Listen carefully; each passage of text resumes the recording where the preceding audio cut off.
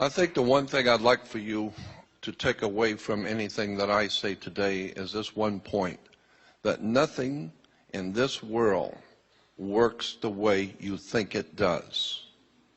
Nothing. The police aren't who you think they are. The sheriff is not who you think he is. Banks do not do what you think they do. Governments don't operate anywhere near the way you think they do. And that's why today, when you look at what's going on in the world today, none of it makes any sense. It's all crazy. It makes no sense at all. Seems very destructive. But actually, in point of fact, you don't know how the system works. It's working perfectly fine. The rich get richer and the poor get poorer.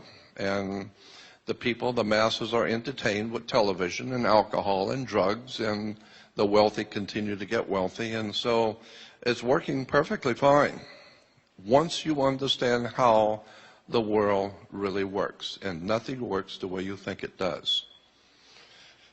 My whole life I have been interested in theology and religion, and that's my real love, and I've spent all my awakened hours of research throughout the country and throughout the world studying theology and religion, but not to learn from it, but to learn about it.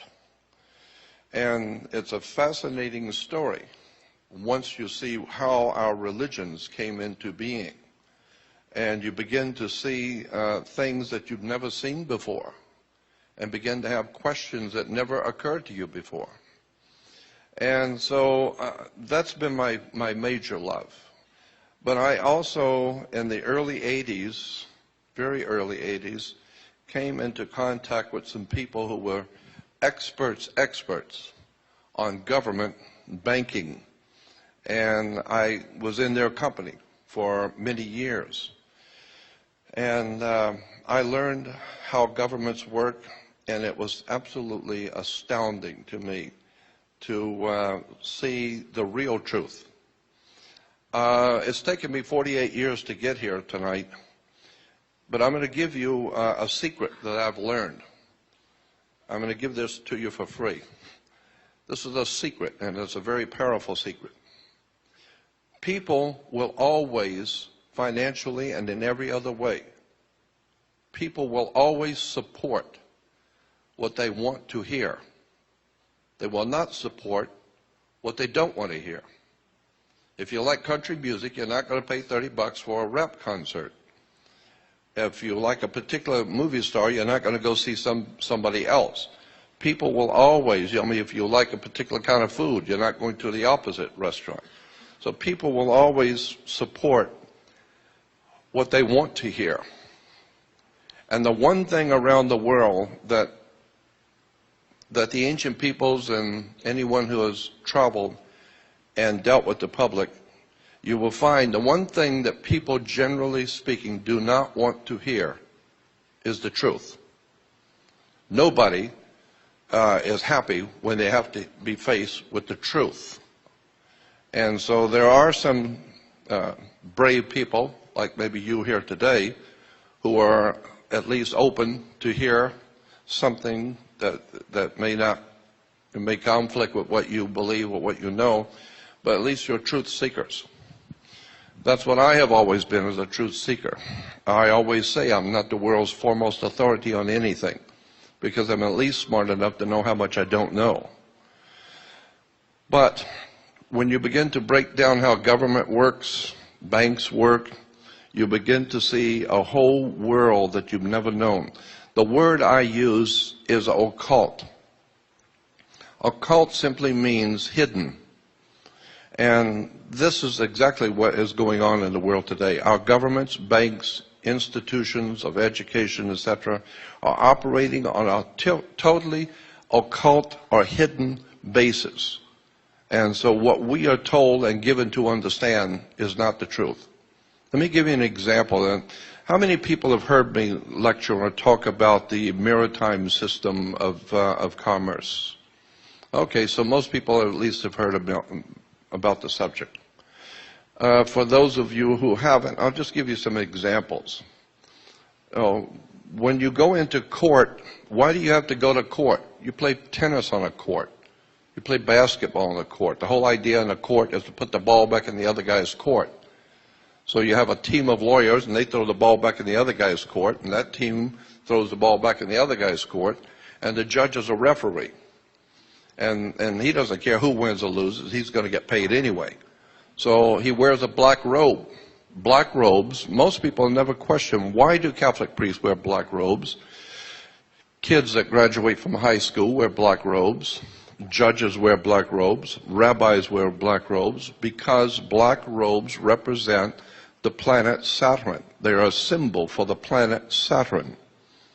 Saturn was called by the ancient people Lord of the Rings, and Saturn is Lord of the Rings. This is why women were told in the ancient world to listen to their God, and the concept was they would wear an ear ring. Men were to get married before their gods. They would wear a wedding ring because the old ancient god of the Middle East, one of the ancient gods of the Middle East, was the planet Saturn. Saturn was directly connected to Yahweh, the Hebrew God. And so this is why even today the Jews celebrate the worship of Saturn. Saturn in the old Phoenician language was called Shabbath. Look up in the Phoenician language, you will find that the planet Saturn was called Shabbath. And his worship to honor him once a week was called Sabbath. So when the Jews are having Sabbath, they're actually paying homage to their god Saturn, Lord of the Rings. And so when you start breaking down where religions have come from, theologies have come from, the six-pointed star, for instance, is called the Star of David. Actually, it's not the Star of David. All the encyclopedias and reference works will tell you that it's called the Star of Saturn. It is a hexagram. Hexagrams represented the planet Saturn. So, and then when you look at the Christian system of things, the church is a disgrace, in my opinion, period. The Christian church is a disgrace. Everything that comes out of the Christian church in America is a disgrace. It's filled with lies, deception, innuendos. It is a money-making corporation. It operates under maritime admiralty law. And there is a whole world of knowledge that Christians have not been given about the scriptures, about who wrote the Bible, where it came from. I have found that even Judaism is not a BC religion. It did not exist in the BC. So when we talk about ancient Jerusalem, there was no ancient Israel. Jerusalem, yes, but no ancient Israel. So when you think about and how you have preachers and religious leaders talk about ancient Israel this and ancient Israel that, in point of fact, Israel is not a BC religion.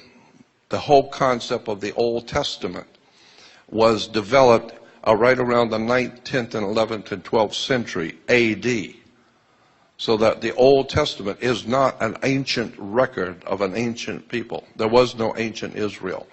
Two of the greatest scholars, archaeologists in Israel, have written a book called Unearthing the Bible. And these two men, these two archaeologists, are the best and the brightest of the archaeologists in Israel. And in their book, basically, that's what they said. There was no Moses, there was no King Solomon, there was no King David. The entire thing was written probably in the 8th, 9th, and 10th century AD in Europe, developed and ultimately taken. All of that was taken by the Jesuits in the Catholic Church and rewoven into a story and given to us today as an ancient Israel. There was no ancient Israel. Never existed. There was no Moses. There was no King Solomon. Solomon was Sol, Om, On. Sol is Latin for the sun. Om is the Hindu word for the creative force. And On is the name of the sun in Egypt. The Greeks call it Heliopolis, but the Egyptians call the city of the sun On. Go look in the dictionary, look at the word On. It will tell you it's the city of the sun in Egypt. This is why you flip a light switch on, because it was a city of light. So you take Sol, Om, On, the three names of the sun in the ancient esoteric languages, it becomes Sol, Om, On, or Solomon. Even in the ancient Bibles, the old Bibles from the 12th, 13th, and 14th century, in the Bible, it didn't say King David. It kept talking about King Druid.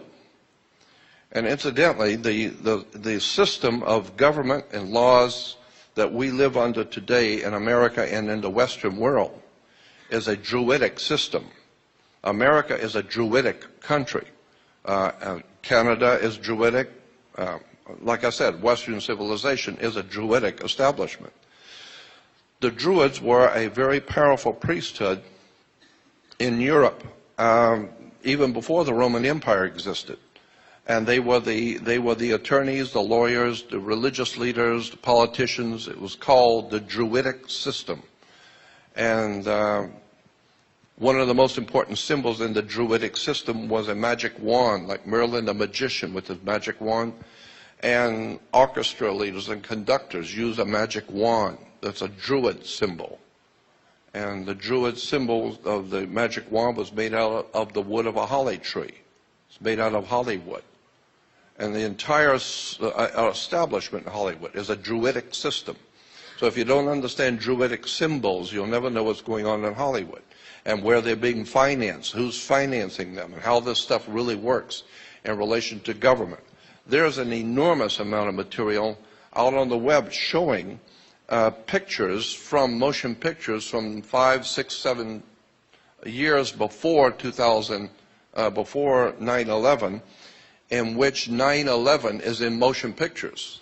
And the original film of Matrix, in the original Matrix movie, the star is giving some kind of an affidavit to sign, which is his identification or something.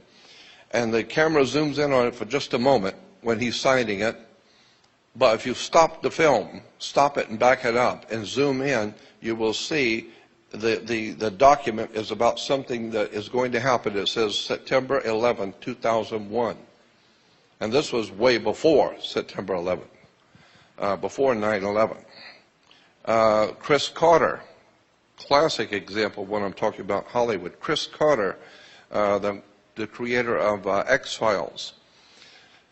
When X-Files ended, Chris Carter, the producer, started a whole new television series called The Lone Gunman.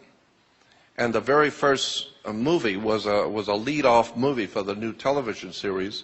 And in that movie, that came out right around February or March of 2001.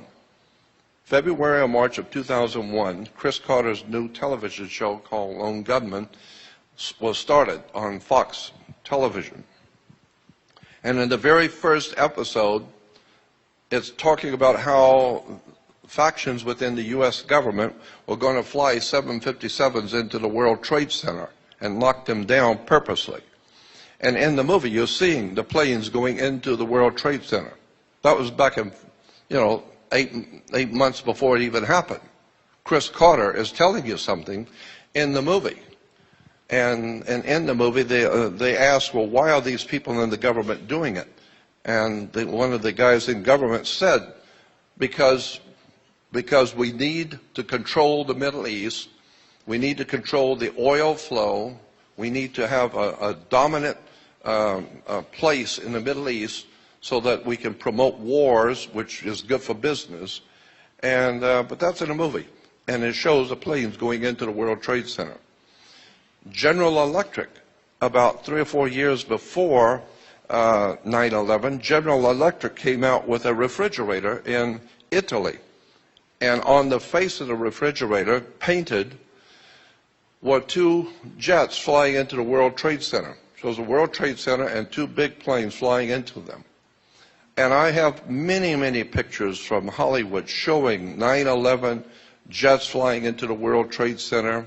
So all I'm saying is that Hollywood knows what's going on. And this whole thing is being orchestrated from behind the scenes to knock down the World Trade Center. I mean, and the day it happened, I became so depressed, I just dropped out of speaking I no longer toured, I no longer did radio, I no longer talked to anyone, and I've been out of commission for many years because 9/11 just shut me down. As far as I was concerned, I was through with America. I'm through with all of it. Because in any country that can buy 3 high-rises falling down into dust and not ask any questions about that, I just gave